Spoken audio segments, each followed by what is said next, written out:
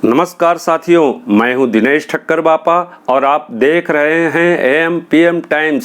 साथियों, इस वक्त मैं सोनप्रयाग में अपनी धर्म पत्नी के साथ मुख्य पार्किंग स्थल के पास मौजूद हूं। यहीं से हम केदारनाथ जाने के लिए गौरीकुंड जाएंगे। गौरीकुंड जाने के लिए सुबह 4 बजे से ही यात्रियों की 1.5 से 2 किलोमीटर लंबी लाइन लग जाती है। पुलिस कर्मियों की निगरानी में ही यात्रियों को कतार से आगे भेजा जाता है। केदारनाथ धाम जाने के लिए ऑनलाइन रजिस्ट्रेशन का सोनप्रयाग में ही वेरिफिकेशन होता है और ऑफलाइन रजिस्ट्रेशन की भी प्रक्रिया पूर्ण कराई जाती है। इसके बाद गौरीकुंड की तरफ आगे बढ़ने दिया जाता है। आइए हम पुलिस विभाग से जुड़े कुलदीप भारती से ही जानते हैं इसकी विस्तृत प्रक्रिया।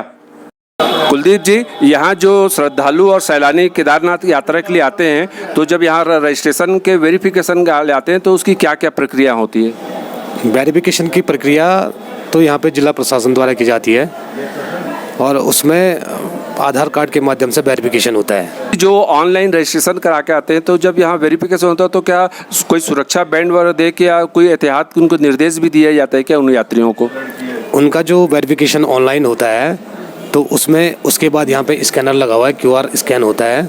उसके बाद जब उनका वेरिफिकेशन अगर राइट पाया जाता है तो उसी के बाद उनको आगे भेजा जाता है। जो यात्री रजिस्ट्रेशन करा के नहीं आते हैं वो ऑफ रजिस्ट्रेशन कराना चाहते हैं तो उसमें क्या क्या दस्तावेज अनिवार्य किए गए हैं सरकार के द्वारा?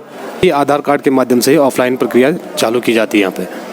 जो यात्री यहाँ से गौरीकुंड के लिए यात्रा शुरुआत करते हैं तो घोड़े खच्चर वगैरह के लिए उन्हें सुरक्षा की दृष्टि से क्या क्या सरकार द्वारा निर्देश दिए गए हैं और आपका उसका पालन आप लोग किस तरीके से करवाते हैं? ये तो जिला प्रशासन ही करता है इसका प्रक्रिया। बाकी हमारे यहाँ सुरक्षा शांति व्यवस्था हम उनको अपने तरीके से भेजते हैं, लाइन लगाकर भेजते हैं और एक एक करके भेजते हैं यात्री को। और क्या व्यवस्था की गई है जिससे यात्रियों को ज़्यादा सहूलियत मिल सके? हम यात्रियों को बार बार निर्देश देते रहते हैं। जैसे मौसम खराब हो गया तो हम अनाउंसमेंट करते हैं यहाँ पे। यह आपने भी देखा ही होगा कि हम अनाउंस करते रहते हैं यात्रियों की सुरक्षा को लेकर। यदि रास्ता खराब हो गया तब भी यात्री को बताते हैं, अनाउंस करके सभी यात्रियों को समझाते हैं। बहुत धन्यवाद कुलदीप साहब आपका एएम-पीएम टाइम्स को समय देने के लिए।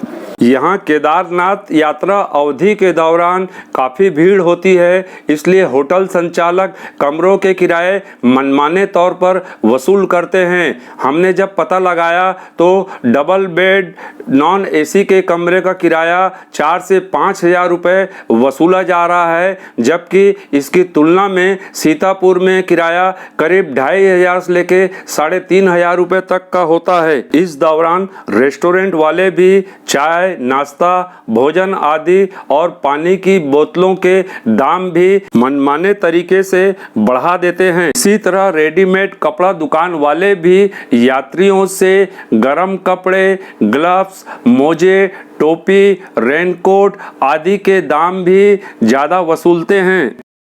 आप जो नदी देख रहे हैं उसका नाम सोनगंगा नदी है। सोनप्रयाग में बहने वाली इस सोनगंगा नदी के ऊपर जिला आपदा प्रबंधन प्राधिकरण द्वारा विश्व बैंक वित्त पोषित UDRP रोड एंड ब्रिज के अंतर्गत 60.80 मीटर स्थान के एको ब्रिज का निर्माण कराया गया था, जिसका लोकार्पण उत्तराखंड के तत्कालीन माननीय राज्यपाल डॉक्टर के पाल द्वारा 9 मई 2016 को किया गया था। इस पुल को पार करने के बाद ही यात्री जीप स्टैंड तक जाते हैं। सोनप्रयाग से गौरीकुंड तक जाने के लिए शेयर जीप चलती है। इसमें प्रति सवारी 50 रुपये किराया लिया जाता है। गौरीकुंड पहुंचने के बाद ही केदारनाथ मंदिर के लिए पर्वतीय चढ़ाई प्रारंभ होती है।